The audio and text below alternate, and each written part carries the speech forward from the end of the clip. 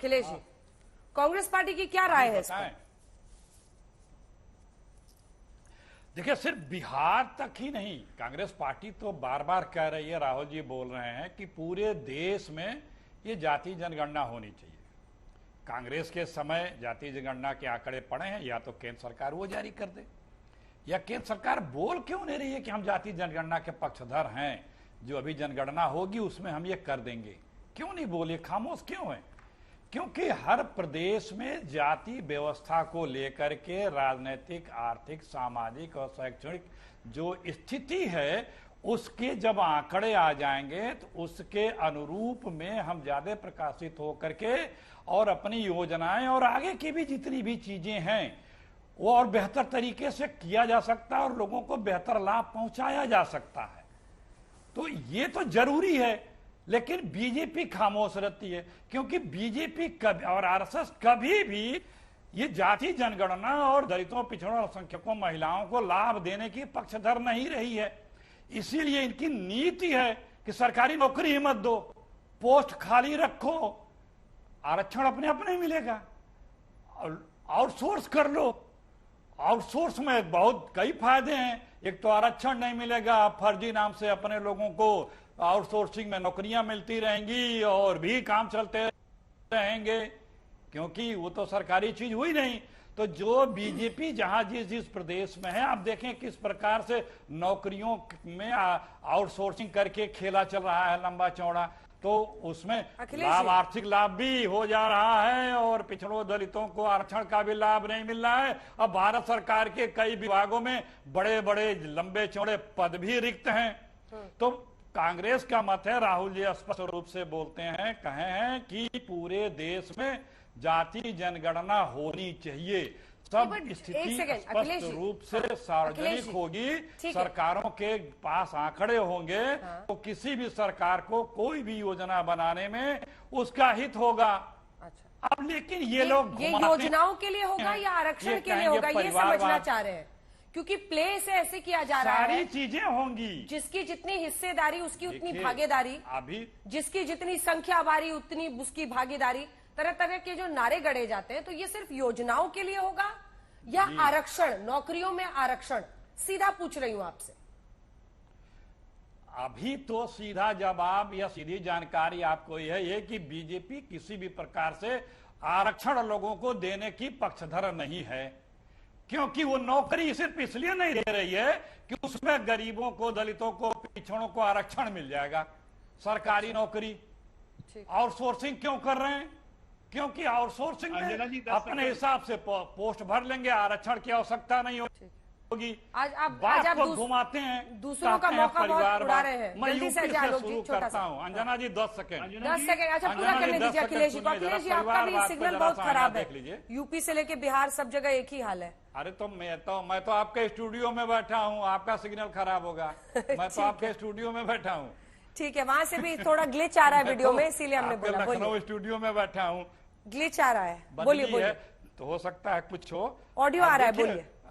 परिवारवाद जी, परिवारवाद, सीएम योगी जी याद करिए, इनके पिछले वाले क्या थे, सीएम राजनाथ सिंह जी, ये परिवारवाद गिना रहा हूं, यूपी का भी सीएम का गिना रहा हूं। राजनाथ सिंह जी उनके परिवार में भी हैं, सीएम कल्याण सिंह जी ठीक है, उनके परिवार में भी हैं, सीएम वीर बहादुर सिंह जी उनके परिवार में भी हैं, पीएम चंद्रशेखर जी उनके परिवार में हैं, गवर्नर लालजी टंडन जी उनके परिवार में हैं।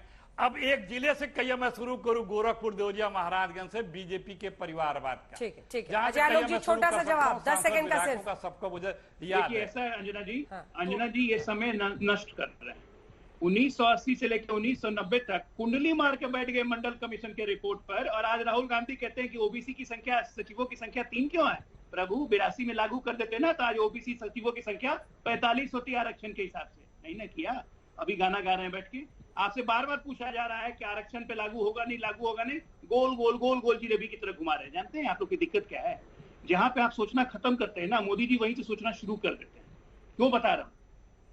ये सब चीज जो आप आज बोल रहे हैं कि हम ऐसा करेंगे, हम वैसा करेंगे, हम ये करेंगे, हम वो करेंगे, ये मोदी जी 2 साल पहले सोच के, 4 साल पहले 2017 में सोच के रोहिणी आयोग का गठन कर दिया, जिसमें सारी रिकमेंडेशंस आई हुई हैं, जिसमें साफ साफ लिखा गया है कि इसी रिकमेंडेशन, इसी जातीय जनगणना के आधार पर हम वापस से इसको आरक्षण को पुनर्विजिट करने की जरूरत है। और आप लोग को वो बात बोलते हुए डर लगता है, क्योंकि आरक्षण अगर पुनर्विजिट होगा तो कौन सी जातियां निकलेंगी, तो सारे परिवारवादी उसमें आ जाएंगे, इंक्लूडिंग आपके मिस्टर नीतीश कुमार जी। अब जब अपनी जाति को जवाब देंगे, क्योंकि शैक्षणिक, आर्थिक, सामाजिक सारे आधारों को लेकर रोहिणी आयोग बोलने में डरते क्यों है, भागते क्यों है?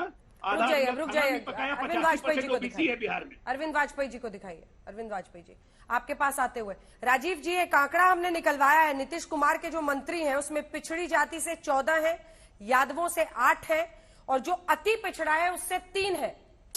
अभी यहां तो यहीं पे डिस्प्रोपोर्शनेट रिप्रेजेंटेशन है, जिनकी सबसे ज्यादा 36% आबादी है अति पिछड़ों की, उनके मंत्रालय में ही सिर्फ 3 मंत्री हैं अति पिछड़ा से, जबकि पिछड़ों से 14 मंत्री हैं। मैं इस पर आऊंगी, आपसे रिएक्शन लूंगी। अभी मैं एक बार भी नहीं जा पाई हूं प्रदीप जी के पास, भी आ रही हूं प्रदीप जी। अरविंद जी जल्दी से एक रिएक्शन आपसे। आपने सबकी बातें सुनी है, और जातिवाद राजनीति जो बिहार में की जाती है, और ये वहां की सबसे बड़ी सच्चाई है कि लोग जाति के आधार पर वोट भी करते हैं, इससे कोई इनकार नहीं कर सकता है। अब सवाल यह है कि 24 के लिए क्या ये नीतीश कुमार के लिए एक बहुत बड़ा दाव नहीं है? जिस ईबीसी पर 2005 के बाद उन्होंने वर्चुअली अपनी पूरी पॉलिटिक्स को स्टेशन किया, नींव बनाया, वो ईबीसी का 36% निकलना इस सेंसस में। अरविंद जी। अंजना जी, अभी आपके चैनल पे बाइट चल रही थी और एक जेडीयू के बड़े नेता, वरिष्ठ नेता, उन्होंने कहा कि देखिए 2024 के लिए यही मुद्दा चलेगा। उनके लिए सिर्फ मुद्दा है ये, प्लीज अंडरस्टैंड, ये मुद्दा है, ये माना है इन्होंने। और मैं इनसे, आपने एक क्वेश्चन और पूछा कि अब ये आंकड़े आएंगे, अब आप क्या करोगे? कोई जवाब नहीं आया। मैं कहता हूं करोगे नहीं, आज तक आपने क्या किया? 2007 में यही नीतीश बाबू थे, इन्होंने दलित और महादलित का एक कार्ड खेला था, बाकायदा नोटिफिकेशन निकाल के उसके 2 हिस्से कर दिए थे। 2007 से अब हम आ गए 23 में। क्या किया इन्होंने महादलितों के लिए? सिर्फ पागल बनाने के अलावा कौन सी स्कीम लगा दी इन्होंने, या कैसे भला कर दिया इन्होंने? तीसरा सवाल आपने पूछा था, क्या रिजर्वेशन दोगे?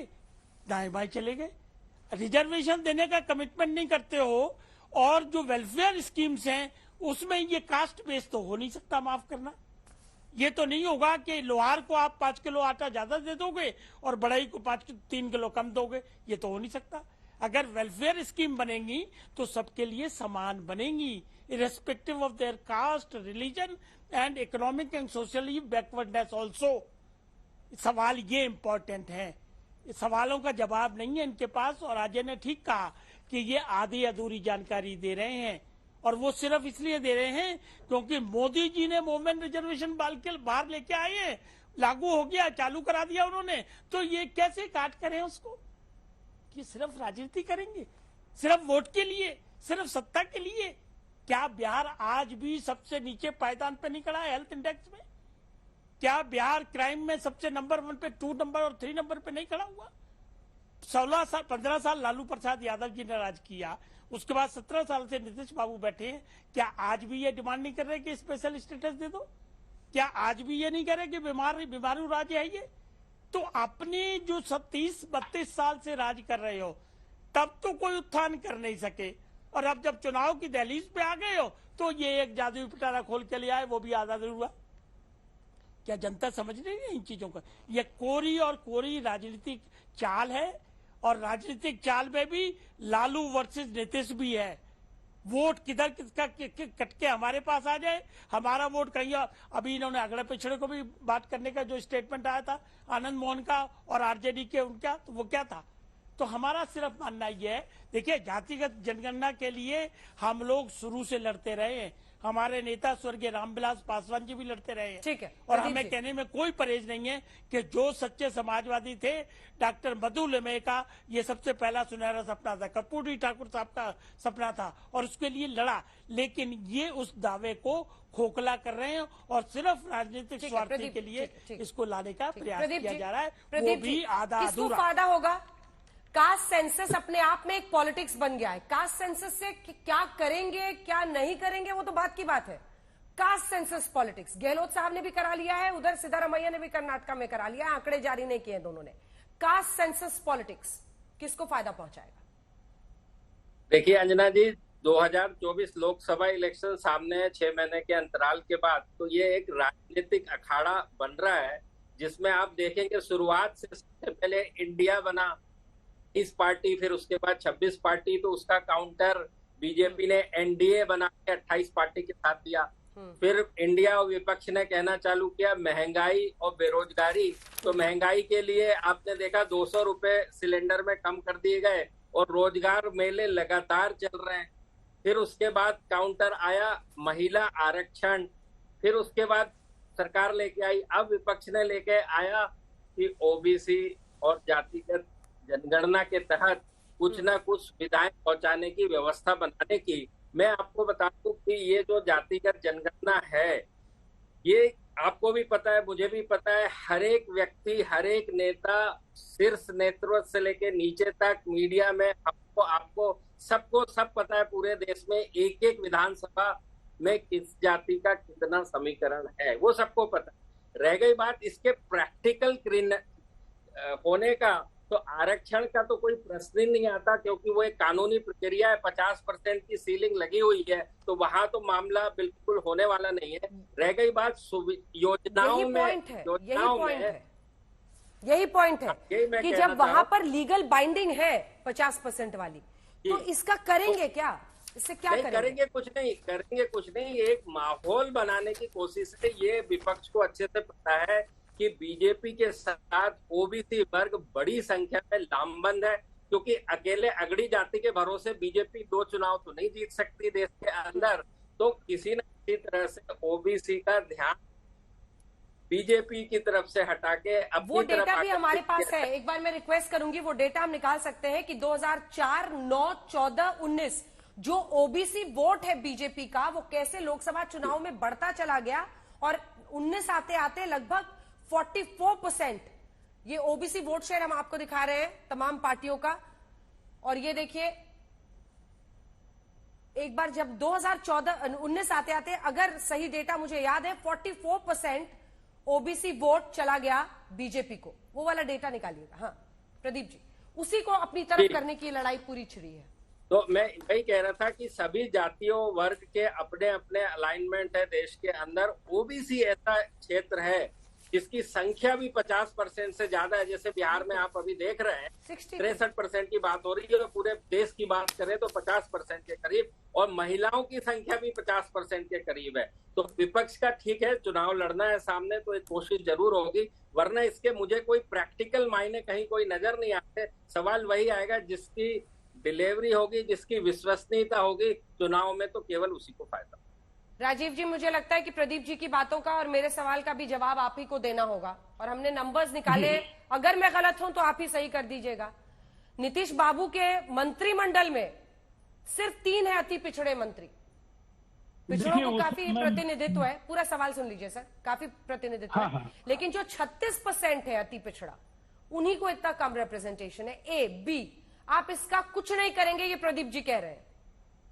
और योजनाओं में आप कैसे करेंगे? क्या जाति के आधार पर अब राशन तय होगा कि किसको 5 किलो मिलेगा या इसको कम मिलेगा, या एजुकेशन में आप रिजर्वेशन करेंगे? क्या करेंगे? नौकरियों में रिजर्वेशन? देखिए, सबसे पहले आउटकम क्या होगा? जी सर, मुझे ऐसा लगता है कि राजनेताओं की दृष्टि को इतना कमतर आंकने की भी जरूरत विश्लेषकों को नहीं है। इसलिए कि नीतीश कुमार जी एक इंजीनियर हैं, उन्होंने राज्य में विकास की योजनाओं के निर्धारण में केवल अफसरशाही के भरोसे काम नहीं किया। उनकी एक दृष्टि है और उन्होंने अपने उस विजन का इस्तेमाल किया। जहां तक मंत्री परिषद की जो पूरी संरचना है, उसमें आपने जिन अति पिछड़ी जातियों के प्रतिनिधित्व को लेकर कहा है, ये बेहद संतुलित प्रतिनिधित्व है, और जहां कमियां होंगी उसको बाद में ठीक भी किया जाएगा। लेकिन जो मुस्लिम समुदाय के 5 मंत्री हैं, उसमें ज्यादातर अति पिछड़ी जातियों की, तो फिर वो संख्या पूरी तरह से बदल जाएगी। और जिस 15% का जो वक्त कम है सर, वक्त कम है। ये बहस अनंत है, लेकिन वो डेटा भी आ गया था जो लास्ट में हम लोग दिखा रहे थे। लगभग 44% ओबीसी वोट मिला है। एक बार दिखा दीजिए जल्दी से, एक सेकंड का काम, एक सेकंड का। 44% वोट 2019 आते आते बीजेपी को मिल गया था, और शायद इसीलिए ये लड़ाई आप देख रहे हैं जातीय जनगणना के इर्द गिर्द, जो और भी तेज होगी 24 तक।